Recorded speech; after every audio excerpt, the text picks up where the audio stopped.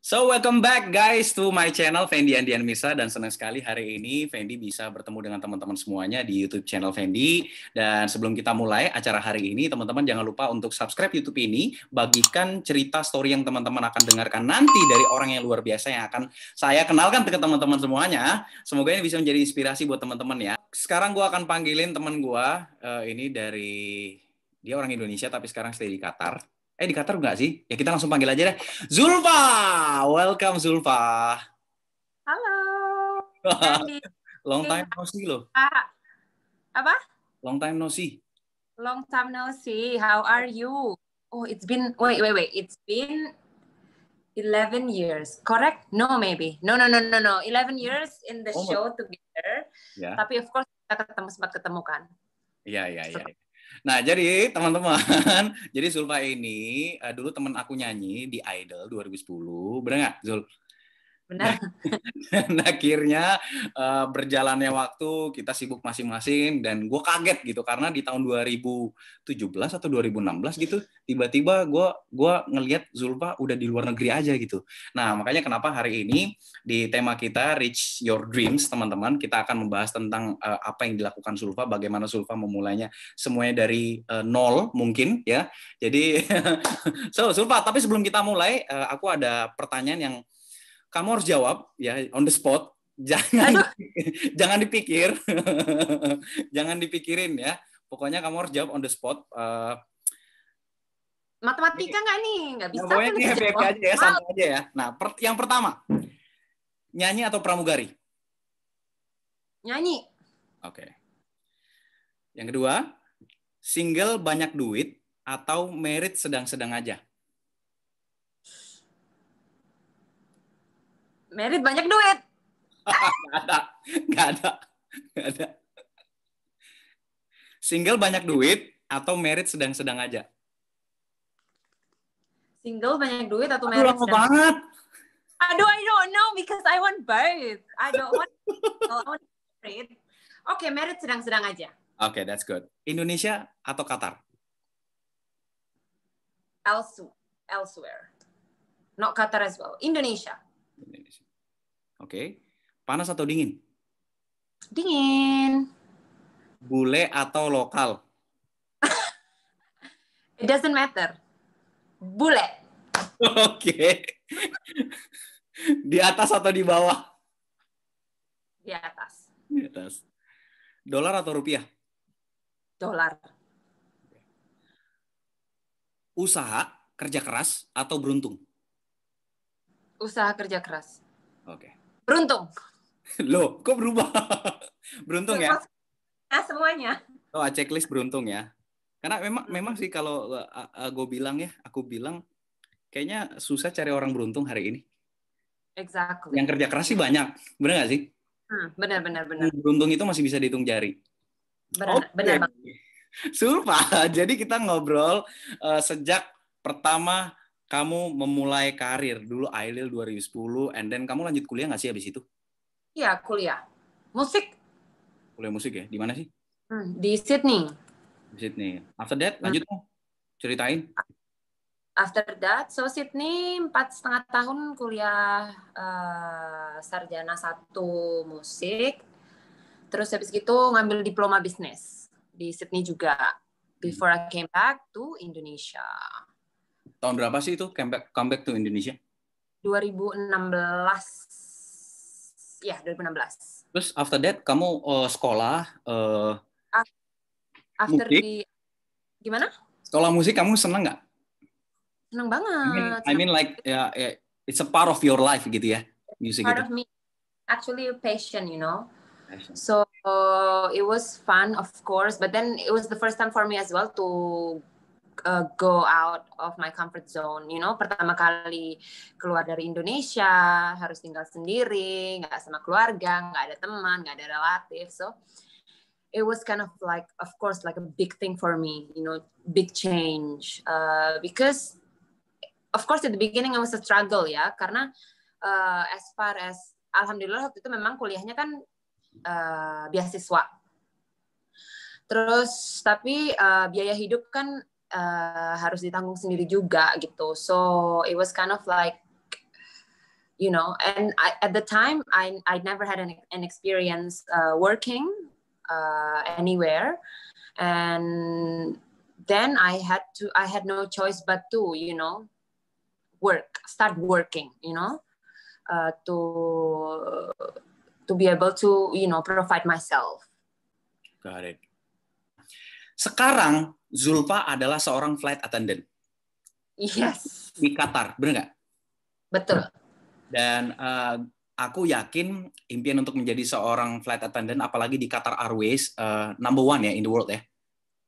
Sampai hari ini. Yes. Itu jadi impian semua orang yang pengen jadi flight attendant. Nah, tapi kamu memimpikan ini dari kamu kecil nggak sih, jadi flight attendant, Zul? No, actually never in my life. Terus akhirnya bisa ke sana jadi flight attendant itu kenapa? Gimana prosesnya?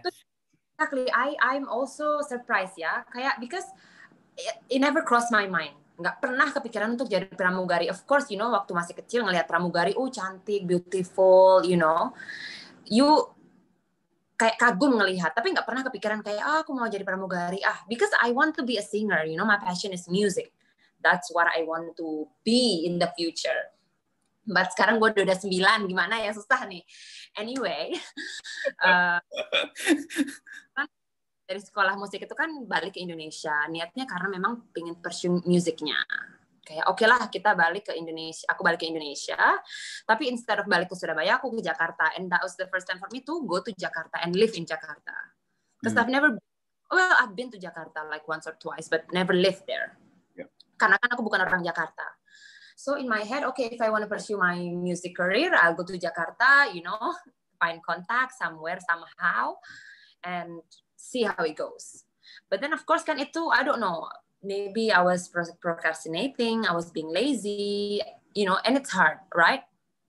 You know, you need to find like a correct person, like you know. And then it was hard for me, it was a challenge for me. And then at the end, I had to start looking for a job because obviously, you know, saving is running out. Terus akhirnya dari situ aku kerja dulu di restoran. Oh ya? You don't know this, right? Karena di Australia, I told you, di Australia kan, nah aku beasiswanya cuma sekolah doang, biaya hidup harus aku sendiri, so I started to work hospitality. Jadi pelayan restoran lah, segala macam. Akhirnya beberapa tahun sebelum aku balik ke Indonesia, aku sempat sudah jadi restoran manager di Australia. Oh, nice. So I have the basic, the knowledge, the experience of being a restaurant manager. I brought it back in Indonesia gitu. Jadi meskipun memang sebenarnya dreamingnya masih jadi penyanyi, of course, but at least aku ada something else gitu loh, some other skill that I can use for work. Yeah. So I'm while looking for music job or gigs, aku kerja di restoran sebagai restoran manager. And I came across a friend after some times, just in 2017, I guess, going to 2018, I came across a friend who was working with me, a colleague. He's from Serbia. Mm-hmm.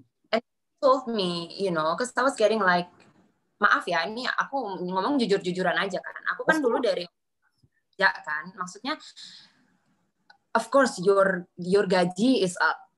You cannot compare it working di luar negeri sama di Indonesia. So of course at the time I got really frustrated.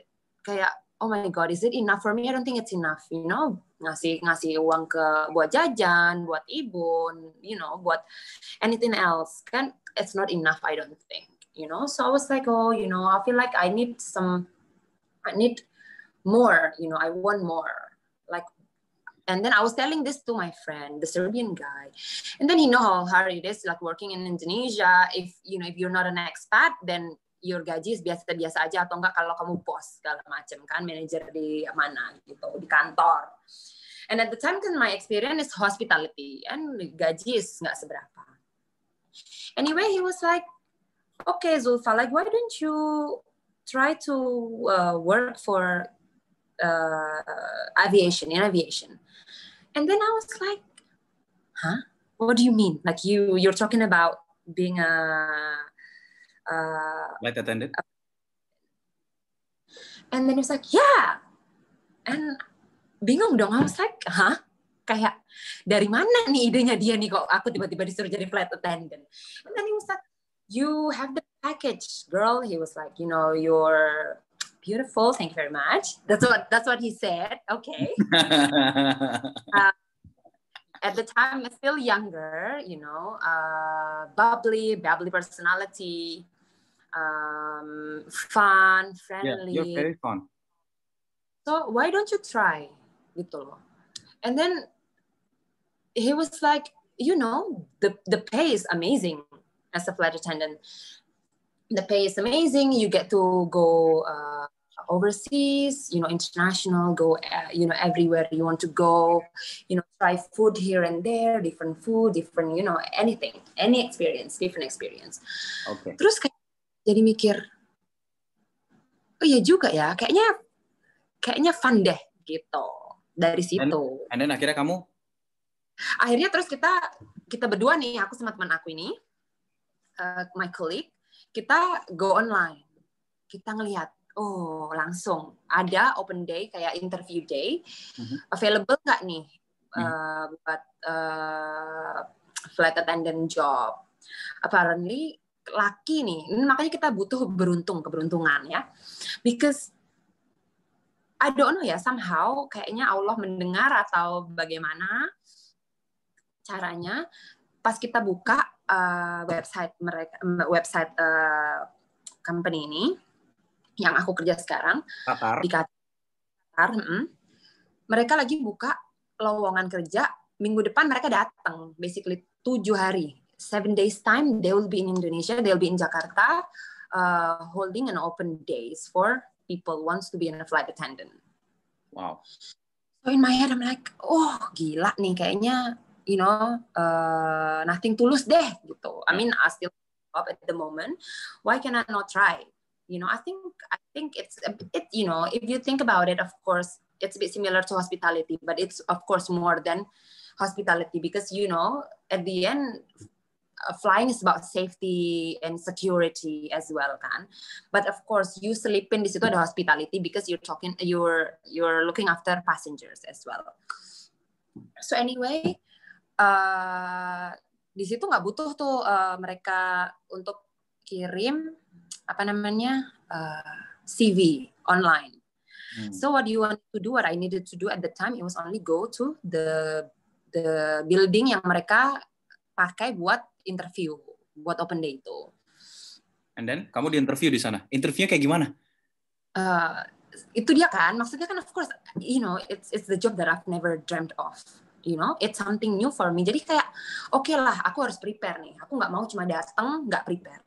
So I start looking online. I go YouTube, what kind of interview they will be doing, what kind of question they'll be asking, Yeah.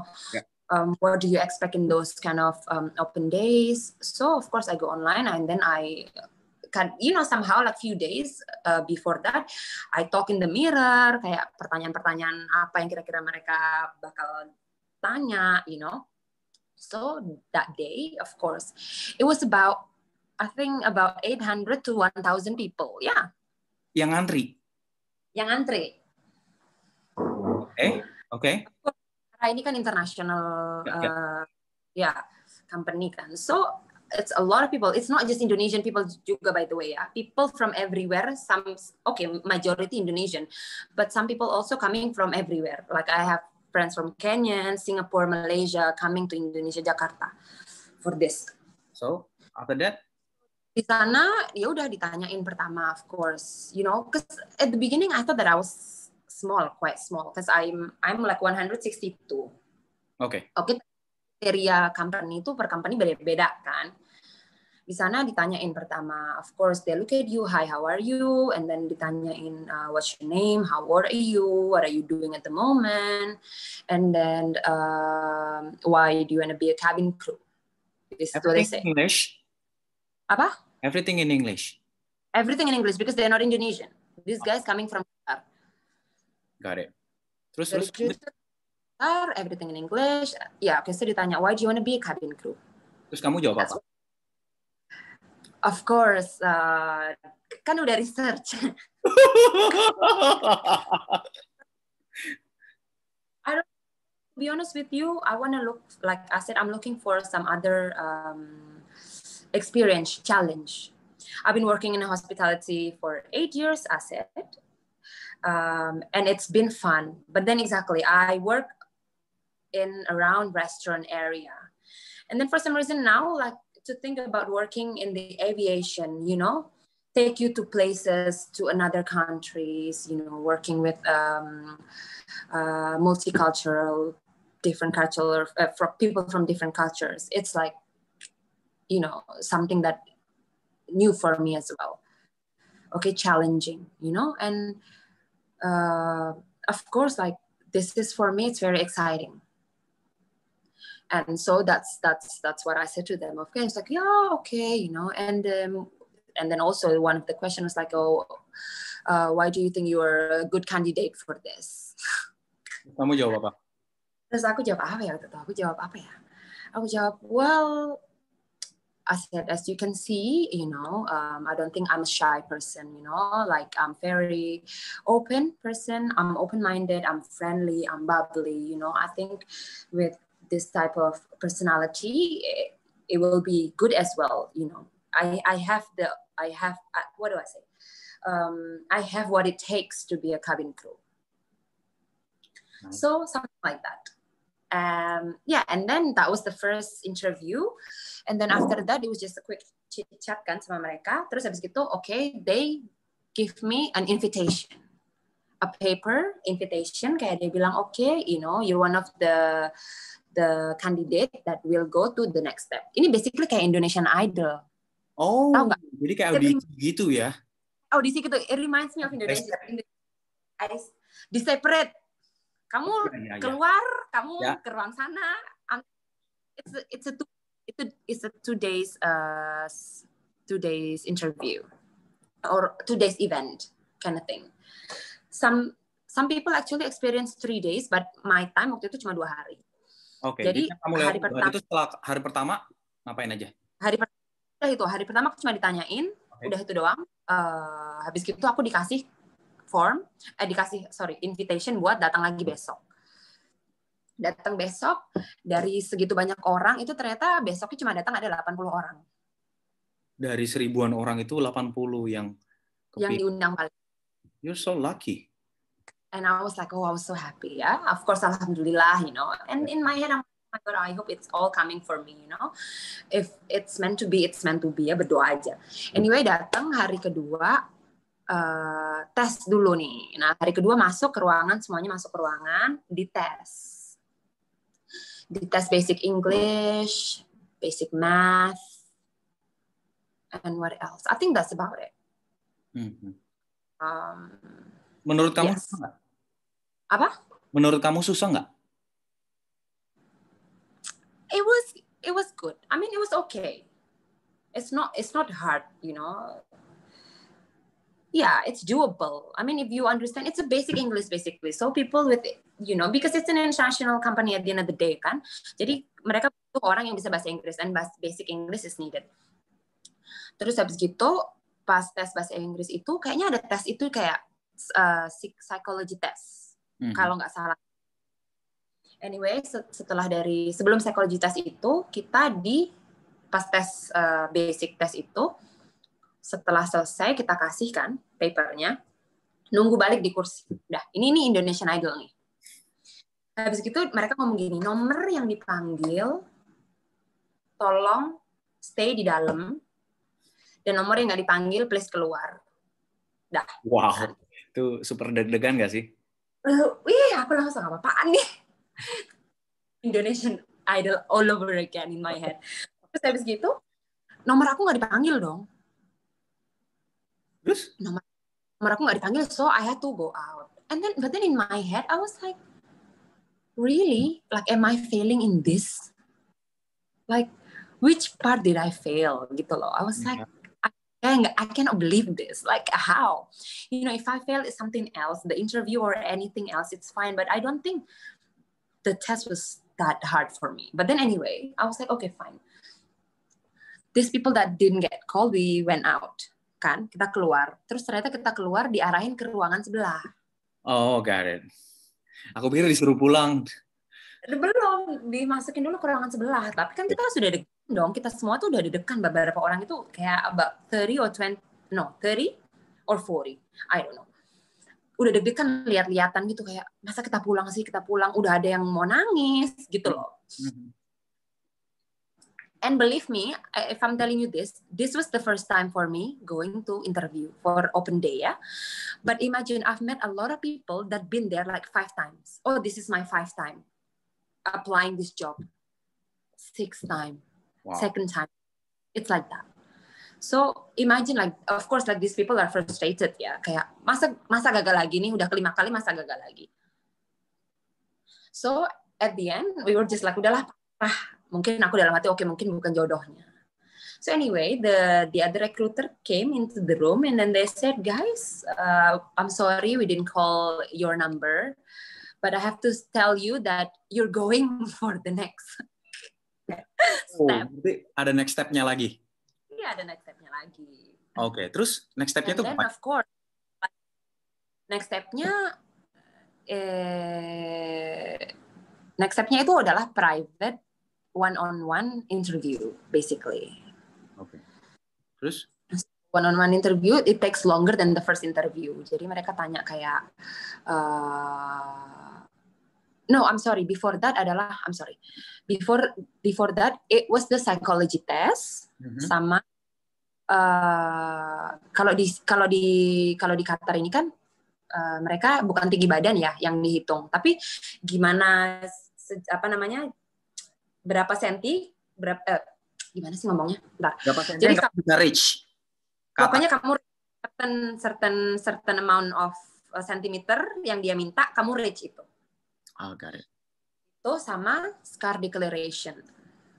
Kayak body scar. Tattoo kayak gitu. So basically psychology test done and all. Terus habis gitu kamu dites kan. Ya udah, kamu tinggi badannya reach nggak? Kalau kamu angkat tangan itu kamu reach certain amount of number. Udah habis gitu dia tanya kamu punya luka di mana aja? Punya luka bakar kah? Luka kena apa? Knalpot kayak, atau kena pisau segala macam, punya tato nggak? Kebetulan di company ini kita nggak nerima orang punya tato. Terus nggak ada ya berarti? Untung kamu nggak ada berarti? Ada, untung aku nggak ada. Terus sebenarnya nggak suka, so I was like, yeah, fine, it's good anyway. Itu kebetulan aku juga nggak ada luka di muka atau di tangan segala macam, so I guess it's aman. Kayaknya mereka juga mau cari buat kayak scar itu penting kan buat mereka. Jadi kalau misalnya ada body scar yang kelihatan, yang visible, I guess it's like a slightly problem for them. Just mereka kayak mungkin bakal kayak ngelihat, mempertimbangkan, oke nggak ini. I mean kamu disuruh buka semua berarti? No. Just like dari sini nih ke bawah, ini, terus of course face kan, your face area, your neck, sama dari bawah lutut ke kaki, itu yang mereka. Area yang terbuka ya untuk baju flight attendant mereka. Buat seragam. Jadi buat seragamnya tuh jadi mereka kayak bisa lihat bagian-bagian tertentu itu. Anyway, that's done. Terus itu interview di one-on-one interview, dia ditanya lagi more questions kayak what's your passion, what's your hobby, what's your weakness, what's your strength. It's just, it's like a common question. Like they want to know, they want to dig more about you. Like why should we hire you? Something like that. So, yeah. And then of course, like, alhamdulillah dari akunya sendiri kayak it went great. So by the end of it, dia bilang kayak, okay, you guys now, thank you so much for coming in today. Now we have to wait for email. Jadi udah nggak ada kayak kamu diterima atau apa. Jadi basically tunggu telepon lah, tunggu email berarti ya. Untuk kalau misalnya selanjutnya kamu lolos, kamu bakal ngelanjutin medical check up. Okay. They will need this medical check up for you before you actually eventually going Qatar. Terus akhirnya dari audisi lah kita bilang ya. Dari audisi itu akhirnya kamu harus tunggu email. Berapa lama, Zul? It was about 1 or 2 days kalau nggak salah. Nggak Kalau lama. aku nggak salah. No, it was quick. Dan I did. akhirnya kamu dapat email. Gimana feelingmu? Of course, it's nice. You know, it was like, of course, I'm happy, excited. You know, I'm like, okay, you know, like something challenging ahead of me. You know, I'm finally at this, you know, probably I'm finally living again in Indonesia, like, you know, more exciting, you know, like traveling the world, la la la. Of course, it's all in my head. Like, I already, like, you know, it's already playing in my head. Oke. Kayak udah rencana. Akhirnya medical check up. Akhirnya medical check up. But exactly, it was from out of everyone, it was about 15 of us only receive the email and proceed for medical check up. 15 orang doang. 15 orang. Lucky. Imagine. Wow. One of them was not Indonesian actually. One of them was from. Dari Indonesia ada berapa orang kalau nggak salah? Indonesia itu 14 orang, ya 14 orang sama 1 Kenyan. Oke. Wow. Ya, so dari situ medical check up of course dicek semuanya kan. I think dicek darah. Everything lah. Kalau ngomongin medical check up mah ya udahlah sama-sama aja semuanya. Terus the vaccine as well. Mereka butuh kita untuk certain type of vaccines. Kayak yellow fever waktu itu mereka need and something else I cannot remember. Oke, kita skip itu. My next question is, berarti itu tahun berapa? Kamu memulainya pertama kali? 2018 July I joined the company. I came to Doha in July. Berarti sekarang kamu udah 3 tahun berarti ya? Udah hampir 3 tahun ya. Yes. Menjalani profesi sebagai seorang flight attendant, international flight attendant. 3 tahun. Oke. My next question is, suka duka kamu jadi pramugari itu apa sih, Zul? Wah, suka dukanya, I don't know, kamu bisa nebak nggak? Dukanya dulu, kamu bisa nebak? Jauh dari keluarga, itu kan udah hal lumrah ya. Jauh dari keluarga, nggak bisa makan makanan enak sambel-sambel terasi, apalagi kamu Surabaya, makanya sambel-sambel gitu. Bener sih, sebenarnya dukanya ini sebenarnya cuma jauh aja dari keluarga. Apalagi kan kamu anak mama banget kayaknya, ya nggak sih? Mama banget kan. Terus oke lah, alhamdulillah ibu di Jakarta dan untung kita juga terbangnya ke Jakarta. But pas corona ini, of course kan sekarang kita jarang flight, you know, flight is susah. Nggak selalu setiap saat kita fly ke Jakarta dan aku nggak selalu dapat jadwal ke Jakarta, so it was kind of like challenging for me. But sebelum corona ini alhamdulillah setiap bulan aku bisa pulang ke Indo. Kalau sekarang? Gitu. Kalau sekarang lagi nggak bisa, aku nih udah bulan ketiga nggak ketemu, nggak pulang ke Jakarta. Jadi terbangnya daerah mana aja sekarang? Terbangnya ke Europe, US gitu at the moment. Suka berarti. Tadi kan udah duka nih. Kebetulan dukanya. Keponakanku ada di Surabaya, coba. Keponakanku ada di Surabaya, aku baru ketemu dia pas dia lahiran 1 tahun yang lalu. Sudah 1 tahun aku nggak ketemu sama dia. Itu sedih banget rasanya. Kalau sukanya banyak. Kalau kamu ngomong makanan ya, aku kan emang suka banget makanan Indo ya. Tapi itu dia, kalau biasanya aku pulang di koper itu isinya apa? Indomie 1 kardus. Gue udah tebak sih dari sambel, you know, kadang-kadang sabun. Jadi apa pakai ibu tanya nih, mau dimasakin apa? Kamu pulang mau dimasakin apa buat dibawa? Oh, udah tinggal nulis list. Terus jadi tuh udah masakan aku bawa tuh, taruh freezer, selesai. Udah bener-bener rasanya kayak di rumah. Tapi I mean, berarti kamu stay di mana sekarang, Zul? Di Doha Qatar. Doha ya, I see. Wah, oke. Makanan Doha enak nggak? Campur-campur sih, maksudnya di sini kayak makanan Arab lah, mereka kayak banyak Indian, banyak kebab, makanan Arab, apa lagi ya, Turkish, even some Indonesian restoran ada juga di sini. Of course, but like you wanna go Indonesian like all the time, you know, it's kind of like rip off karena mereka kan juga lebih expensive kan ya daripada di Indo. Tapi ya gimana lagi kalau misalnya lagi crave makanan Indo ya ke sana restoran Indo. Tapi of course kalau aku ngelihatnya aku orangnya nggak susah makan. I can eat anything. Untungnya ya. Untungnya, so aku bersyukur itu. So I can crave any type of food and it's okay. Thank God. Oke, nah lanjut nih pertanyaan selanjutnya. Kamu pernah dapat penumpang yang rese nggak sih? I mean like digodain om-om gitu kan.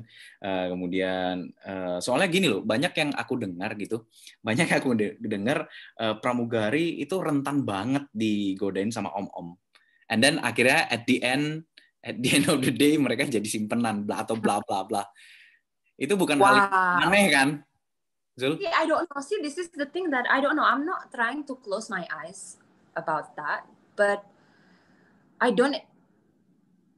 Like I wouldn't want to say kalau it's like I experienced that, okay? Because of course lah, itu tergantung diri kamu masing-masing kan ya. Jadi of course kalau kamu ketemu orang yang ganjen, ada lah ya yang nyapa-nyapa kayak gitu. But then at the same time as you are doing your job, you have to perform as if you know I'm here to make you happy, but you know in a way professional. Ya kan? So if you see this gelagat-gelagat yang nggak jelas gitu, of course aku jawabnya yang sesuai yang profesional aja, ya kan? Sesuai dengan SOP gitu ya? Kenapa? Sesuai dengan SOP. Sesuai dengan SOP, kecuali masih muda dan tampan.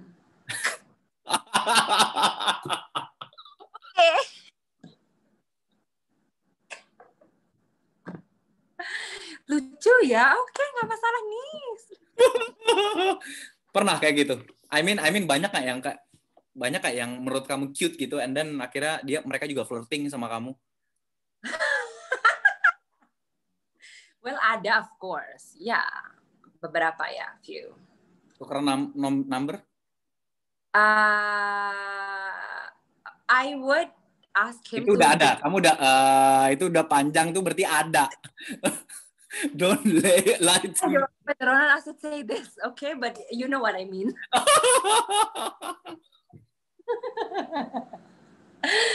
Temen kan?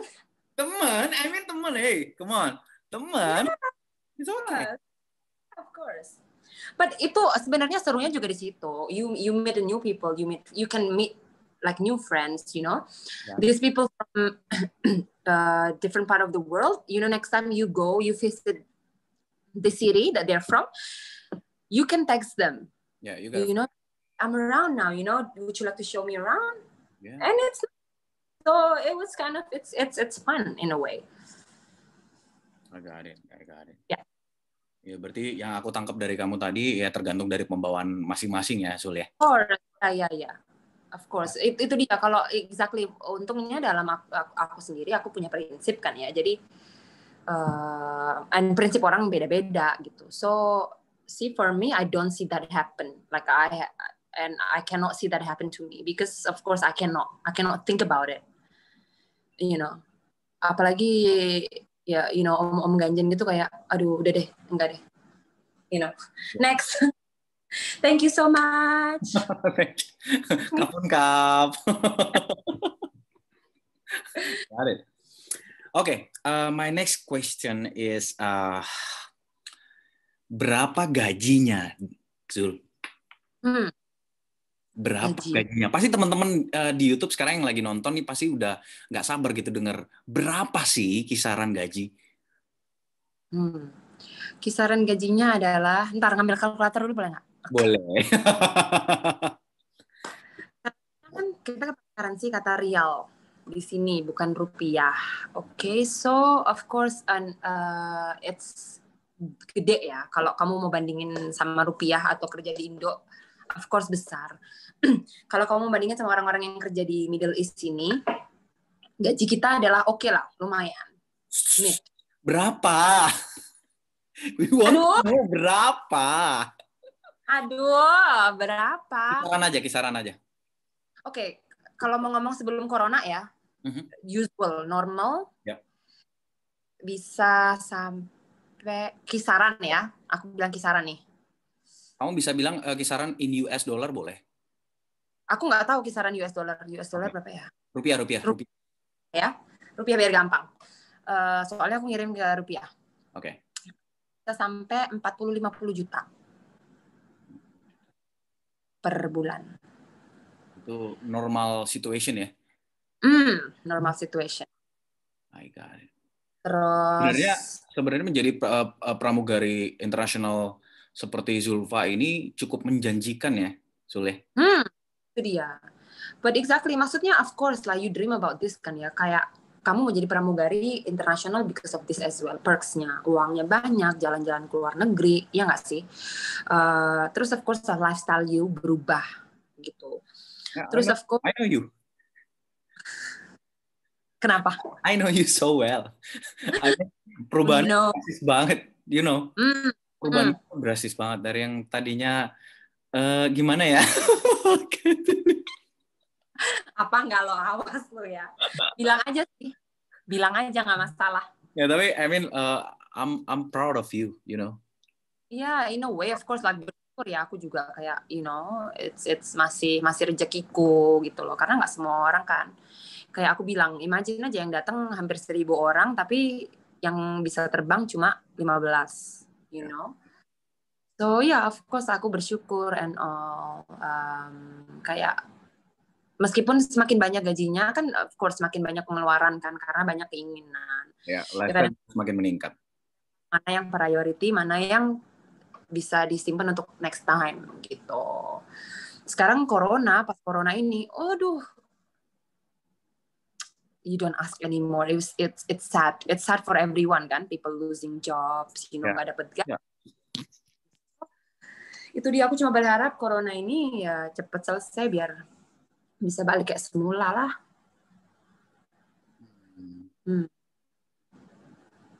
Kemungkinan sih enggak, Sul. Iya ya. Menurut kamu, kenapa kamu bisa bilang kemungkinan enggak? Melihat dari beberapa pandemi yang terjadi beberapa waktu lalu ya, kan pemulihan ekonomi itu kan take process ya, take times gitu. Jadi kayak kalau ini kan lebih ke gimana ya? Ini mungkin akan berlangsung selama 2 tahun kalau aku lihat. Ya ini cuma prediksi aku doang sih. Tapi after that, ini kan sekarang udah ada vaksin juga kan. Tapi kan vaksin juga belum. Aku udah vaksin. Oh, kamu udah vaksin? That's good. Aku besok. Apa? Aku besok shot kedua. Oh, nice. Terus gimana kamu perasaan setelah vaksin? Enggak, ini sih aku nggak ada beda sih. Apa? Kamu pakai vaksinnya apa? Pfizer. Oh, Pfizer. Yes. Biasa aja rasanya? Biasa aja rasanya. Nggak pusing, demam, atau apa gitu? Nggak demam, but exactly I'm about to find out tomorrow as well because I'm getting my second shot. Second dose. Kamu juga? Aku kan korban. Aku kan mantan. Aku kemarin positif kan, bulan Desember, and then akhirnya udah 2 minggu di rumah, negatif, ya udah. Beberapa temen dokter yang aku tanya, aku boleh vaksin nggak? Mereka nyaranin nggak usah dulu. Kenapa? Karena kamu udah antibodinya udah terbentuk. Jadi nggak perlu vaksin dulu untuk sekarang ini katanya. Tapi untuk next, kita belum tahu. Oke. Tapi aku pengen tanya dulu sebelum kita lanjut ke pertanyaan selanjutnya. Kamu ada investasi nggak sih, Sul? I mean like you have a huge income ya untuk dalam artian untuk orang Indonesia gitu itu kan besar ya 40-50 bahkan mungkin lebih kan. Iya. Investasi kan?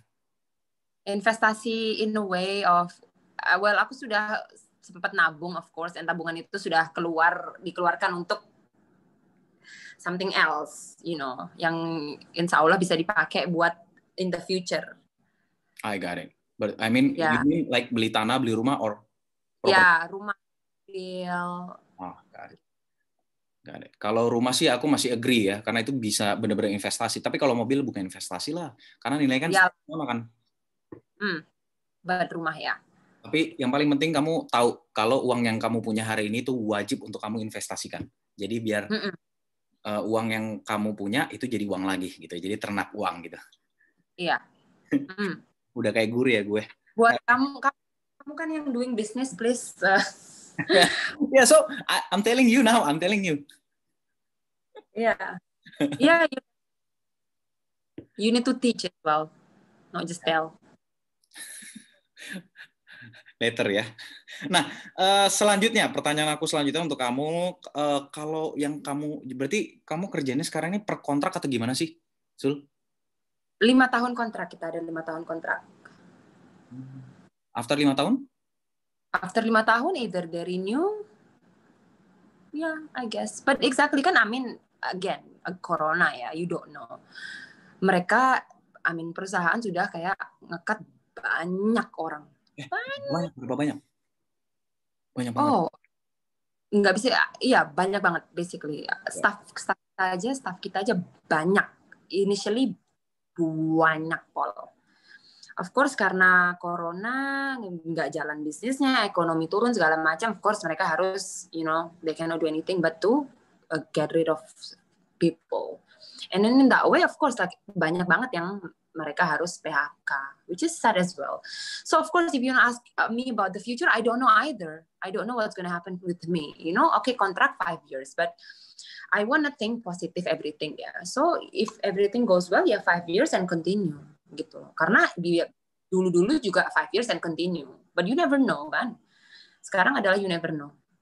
Unless you punya bisnis sendiri, you know, you do it. But at the moment I'm working for people, so I don't know the status as well. Got it. Ya nanti someday lah kamu harus datang ke aku supaya aku bisa ajarin kamu cara berbisnis di Indonesia. Ya bos. Nah, oke, sekarang aku punya pertanyaan selanjutnya. Ini udah mau habis ya, udah mau habis pertanyaanku. Misal nih ya, kamu lagi doing your job, ya kamu lagi dalam pesawat, ya lagi flight gitu, dan kemudian di tengah-tengah perjalanan ada situasi Mayday. Kamu sebagai flight attendant, apa yang harus kamu lakukan? Of course kan, maksudnya of course kita di-train untuk situasi seperti ini, ya nggak sih? Kebetulan oke lah, maksudnya aku nggak pernah na'udzubillah min dzalik, ya Allah. Jangan. Nggak pernah, belum, maksudnya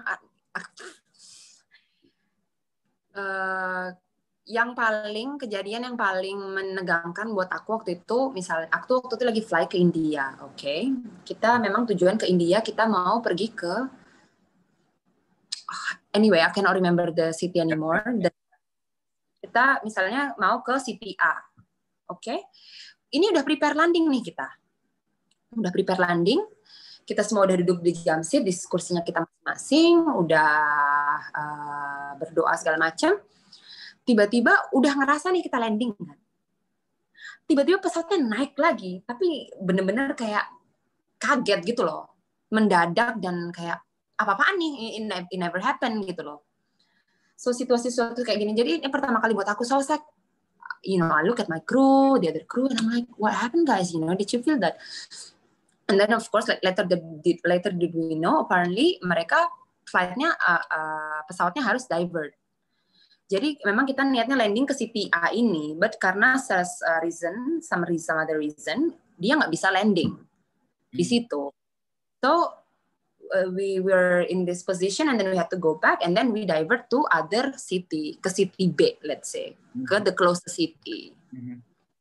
And then after that, we waited for a bit in that city. Jadi kita nggak keluar dari situ juga, kita stay di pesawat. And then di saat itu, of course, people like asking questions like, what is it? What happened? Of course, like, at the beginning we didn't know, but it was impossible for us for the plane to land because of the visibility, possible, like we couldn't see or the pilot couldn't see. So that's why we decided to go and divert to other city, the nearest city. We waited there for a while, dapat permission, and then kita take off lagi ke destinasi awal, and it was okay. But of course for me di saat seperti itu situasi yang buat di pengalamanku yang paling mencengangkan. Menegangkan. Menegangkan. Because aku nggak tahu kayak this has never happened. Ini suatu situasi yang unusual. Karena biasanya you landing aja gitu kan. Oke. But something like that, of course, makanya kita di training untuk situasi-situasi emergency. Kalau emergency kita harus apa dan segala macam. Dan of course, tapi kita selalu berdoa like, nothing will happen gitu. Dan kebetulan alhamdulillah sih, maksudnya untuk Qatar Airways sendiri, mereka untuk security dan safety-nya pesawatnya itu, mereka benar-benar teliti gitu. Dan mereka nggak mau kayak, pesawat, umur pesawat itu nggak bisa terlalu lama gitu. Mereka punya, apa sih namanya, rule-nya sendiri-sendiri gitu loh. Ada kayak gitu. Wow. But of course that turbulence, kayak stuff like that, kalau misalnya kita lagi terbang, lagi cruising, terus turbulence pesawat goyang because of the wind, it happens all the time, Yeah. But gimana caranya kamu untuk bisa stay safe? Yourself is your priority kan at the end of the day. But of course, like try to remind each other, passengers as well, like to be seated, if it's possible for them to walk or not, because at the end of the day, it's your own safety kan. Ya. Gitu. Ya. Tapi kalau ngomongin masalah turbulence dan lain-lain, aku ingat banget dulu pernah pulang dari Paris ke Jakarta ya. Itu naik Qatar juga, itu turbulence-nya. Oh my god, itu benar-benar paling parah lah dalam sejarah aku naik pesawat. Itu itu sampai teriak sama orang karena benar-benar drop gitu, kayak like 5 second drop gitu loh. Terus naik lagi gitu. I think this is what mostly happen kalau kamu pergi ke dari mana ke mana? Paris, Dubai. Paris mana sih?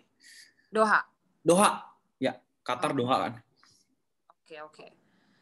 Alright. Biasanya memang ya kayak gitulah sering terjadi. You don't know. Especially kalau misalnya kamu pergi ke Far East Asia destination as well, kayak ke Indonesia, itu udah, of course itu alamat turbulence itu udah always, all the time gitu. Got it. Oke, next question sebelum kita ke pertanyaan terakhir ya, satu buat Zulfa. Yang kita tahu baru-baru ini kita baru dapat kabar duka ya, jadi Indonesia lagi berduka karena SJ182 baru-baru crash ya. Yes. Gimana pendapat kamu, Zul? Sebagai flight attendant. Itu dia, kayak this job, it is fun if you see it is luxury, if you think about it. But at the end of the day, you work in the high risk field, ya kan? When something bad happened to you, exactly like you wouldn't know, or you don't know when. Anything could happen, anything could go wrong, Okay, we can say that, kalau naik pesawat itu adalah salah satu transportasi yang paling aman. Ya nggak? But exactly like we hear it a lot, ya nggak sih? Once there's an accident, you can find anybody, you cannot trace them. Begitu ketemu semuanya tinggal puing-puing, ya nggak? Of course, like balik lagi kayak ke gimana kamu harus bersyukur sama hidup yang kamu punya, rezeki yang ada, gitu kan. So waktu itu kejadian, of course, kayak it reminds me again like about the job that I'm doing. How high is the risk for me, hidup dan mati gitu kan. Tapi semuanya kembali sama Allah. You don't know your time. You never know. If it's happen, it happens gitu loh. If it's meant to be, it's meant to be. Jadi kayak bersyukur juga, kayak masih bisa diberi kesempatan ya nggak sih untuk bisa kerja, terbang, menafkahi keluarga, experience this and that gitu. Jadi of course kalau waktu kedengar kejadiannya itu kayak my heart goes out to these victims, the crew. They've been working, I guess they've been working for years as well. They never thought of that happen, Yeah. Ya juga gimana ya balik lagi harus selalu bersyukur aja dan berdoa gimana ada gitu. Ya, at the end of the day the job is risky. It is indeed risky, Yeah. Okay. So let's move on. Pesan this is the last question. Pesan kamu ke teman-teman yang sedang nonton YouTube ini, yang mungkin hari ini mereka punya cita-cita tuh pengen jadi international flight attendant, ya, pengen kerja sebagai seorang pramugari, tapi mencoba peruntungan di luar seperti Zulfa hari ini. Nah, pesan-pesan kamu untuk mereka yang baru mau memulai atau yang mereka yang memiliki impian apa, Zul? Oke, so buat teman-teman yang punya mimpi sebagai pramugari di waktu ke depan. Pramugari atau pramugara gitu ya? Pramugari dan pramugara, flight attendant, cabin crew, whatever you call. Pesan aku sih sebenarnya be yourself, always be yourself. You know, if this is your dream, you will find a way to pursue it, to get it. You know, but first you have to believe in yourself. Mm-hmm. First, you have to believe in yourself. Believe that you're capable. Capable. Okay. Jangan belum apa-apa minder. You can have a dream, but you nggak boleh minder. Mm-hmm. You know, a dream you want to get it, then you have to pursue it. You know, you have to try harder. You know, if you failed the first time, don't give up. Because there's always next time. And then, you know, when there's next time, you will feel more comfortable, you have more experience, and then keep learning. And then you have to believe that, you know, believe in yourself first, you can do it, that's everything. If you believe you can do it, these people, the recruiter, they will see it. Show yourself, don't be shy, because the job don't need you to be shy. They need you to be lively, bubbly, friendly, you know? So don't hide your personality. Show it, embrace it, you know? So that's basically it. Wow. Interesting. So, Zulfa, thank you so much sharing. Aku tahu kamu lagi sibuk, ini baru habis nge-gym. Terus bentar mau sibuknya tuh mau jalan-jalan. I know. Libur sama besok, habis itu kerja lagi. Tetap semangat ya, Zul ya. Thank you, kamu juga ya. Thank you so much for your time as well. Thank you so much. Semoga apa yang Zulfa sharingkan hari ini, motivasi atau sharing hari ini bisa menjadi masukan buat teman-teman yang baru mau memulai. Ya, semoga bisa membuat teman-teman semakin semangat, semakin berpikir bahwa nggak ada yang nggak mungkin di dunia ini. Kalau kita kerja keras ya, Zul ya. When there's a will, when there's a will, there's the way. Top. Oke, terima kasih. Jangan lupa teman-teman subscribe YouTube ini Fendi Andian Mirza. Zul, kamu nanti bisa nonton kok YouTube ini ya. Kalau udah aku upload nanti aku kasih tahu ke kamu. Kamu bisa share ke teman-teman kamu juga yang mungkin mau jadi flight attendant or anything. Yeah. Thank you so much. Thank you teman-teman semuanya. I'll see you soon on the next video. Bye-bye. Zul, thank you so much. Thank you. Take care ya. I'm an icon, man. I'm a girl about a 10. I should fuck her in the Benz.